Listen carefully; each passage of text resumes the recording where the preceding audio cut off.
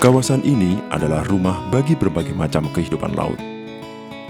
Kawasan pesisir dengan segala daya dukungnya yang ideal bagi keanekaragaman hayati laut termasuk udang.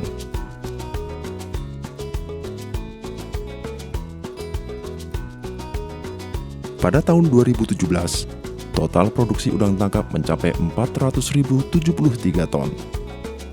Tingginya permintaan mendorong produksi hasil perikanan udang secara masif tidak bisa dihindari.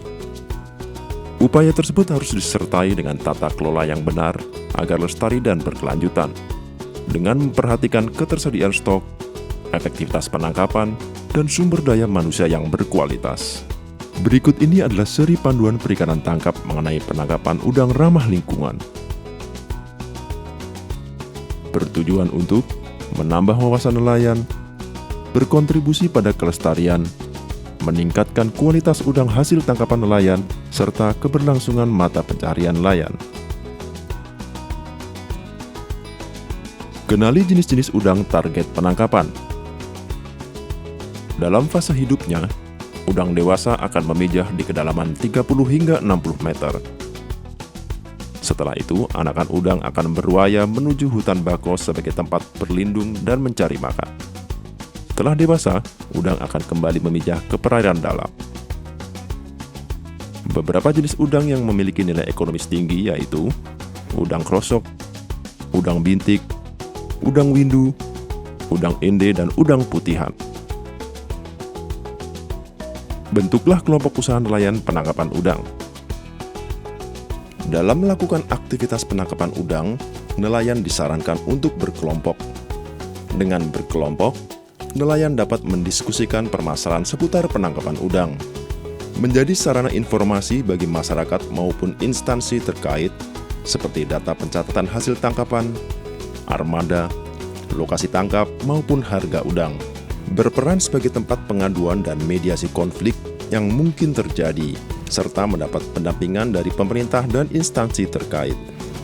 Kriteria kelompok nelayan yang baik adalah memiliki keinginan dan visi yang sama untuk membentuk kelompok, terdiri dari 10 hingga 20 nelayan dan berasal dari lokasi yang sama, memiliki struktur organisasi yang jelas, memiliki aturan dalam kelompok, mengadakan pertemuan rutin secara berkala, serta terdaftar di desa maupun dinas atau instansi terkait.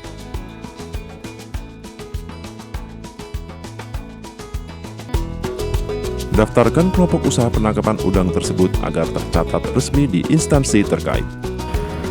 Bagi pemilik kapal perikanan yang berukuran 10-30 gross ton, wajib memiliki surat izin usaha perikanan atau SIUP, surat izin penangkapan ikan atau SIPI, surat izin kapal pengangkut ikan atau SIPI. Sementara kapal-kapal yang berukuran 10 GT ke bawah wajib didaftarkan dengan menerbitkan bukti pencatatan kapal perikanan atau BPKP. Untuk mendapatkan dokumen bukti pencatatan kapal perikanan atau BPKP, pemilik kapal wajib memenuhi persyaratan yaitu 1. Pas kecil, 2. KTP elektronik, 3. Foto kapal, 4.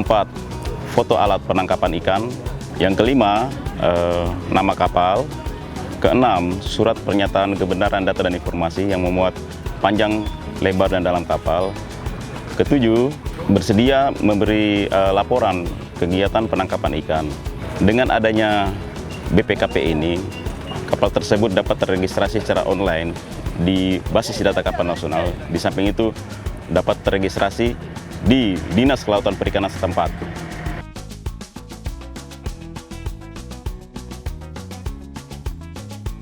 Lakukan persiapan penangkapan udang. Sebelum melakukan penangkapan, ada beberapa hal yang harus disiapkan, antara lain alat tangkap yang siap dioperasikan, ketersediaan bahan bakar, wadah penyimpanan udang, alat pemotong seperti gunting atau pisau, sarung tangan, perbekalan dan air minum, alat komunikasi, alat navigasi, alat keselamatan, serta tempat sampah.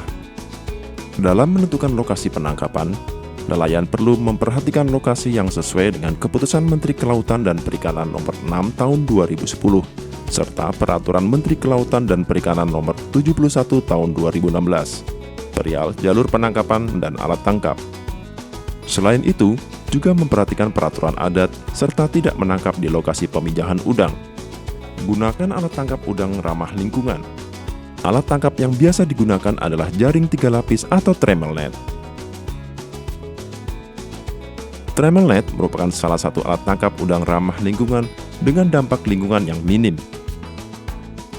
Alat tangkap ini efektif dan dapat dioperasikan oleh nelayan skala kecil dengan modal lebih rendah.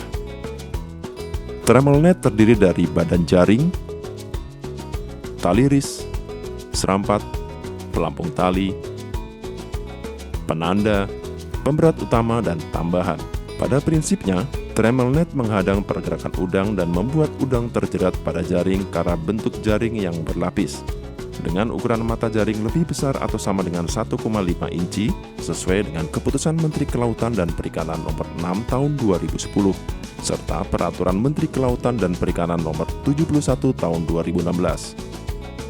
Proses setting atau pemasangan jaring biasanya dilakukan pada satu sisi bagian lambung kapal dengan arah haluan memotong arus. Dalam prosesnya, kapal akan bergerak lambat agar mempermudah proses penurunan jaring.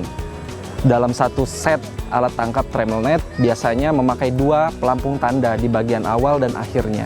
Proses selanjutnya adalah perendaman jaring, di mana dalam proses ini membutuhkan waktu 15-20 menit. Dalam prosesnya, jaring akan hanyut mengikuti arus.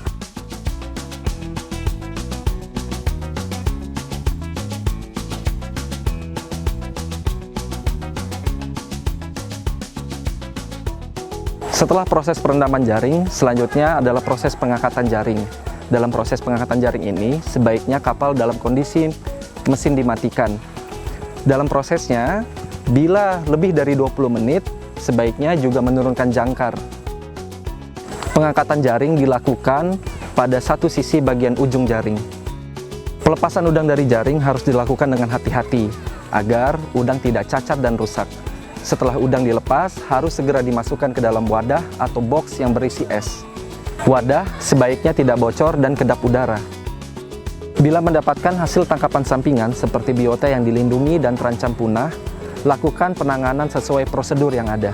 Perlu diperhatikan, jaring yang rusak tidak dibuang di laut dan dibawa kembali ke darat untuk dibuang pada tempatnya. Nelayan kecil dengan ukuran kapal di bawah 5 GT sebaiknya juga melakukan pencatatan hasil tangkapan. Informasi hasil tangkapan ini dapat digunakan untuk mengetahui ketersediaan stok, analisis usaha, dan membantu pemerintah dalam membangun pengelolaan penangkapan yang baik. Hal-hal yang harus dicatat setelah melakukan penangkapan adalah tanggal penangkapan, nama nelayan, nama kapal, lokasi penangkapan, jenis alat tangkap, lama pengoperasian, jenis hasil tangkap, dan jumlah hasil tangkapan. Penanganan pasca penangkapan udang harus dilakukan dengan baik sebelum pengemasan dan pengiriman.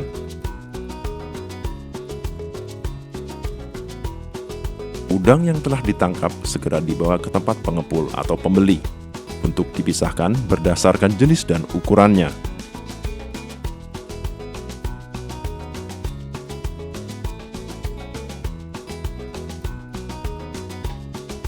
Selama menunggu proses pengiriman, lakukanlah perawatan udang dengan cara membuang air di dalam box dan menambahkan kembali es curah secara berkala sampai udang siap dikirimkan. Udang yang akan dikirimkan perlu pengemasan yang baik agar udang tetap segar dan dalam kondisi baik. Sebelum dikemas, udang harus dicuci bersih, lalu dimasukkan ke dalam wadah atau box ikan yang diberi es dengan perbandingan 1:1. Pengiriman harus melalui perizinan dan setiap udang yang dikirim harus mencantumkan surat keterangan asal ikan.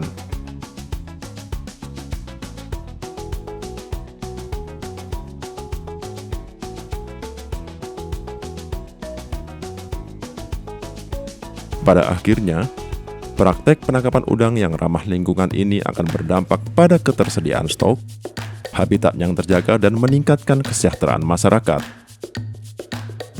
Pengelolaan yang melibatkan nelayan, pemerintah, dan masyarakat ini akan berhasil jika kita komitmen dan konsisten dalam menjalankannya, sehingga semua pelaku perikanan udang dapat menatap cerah usaha perikanan di masa depan.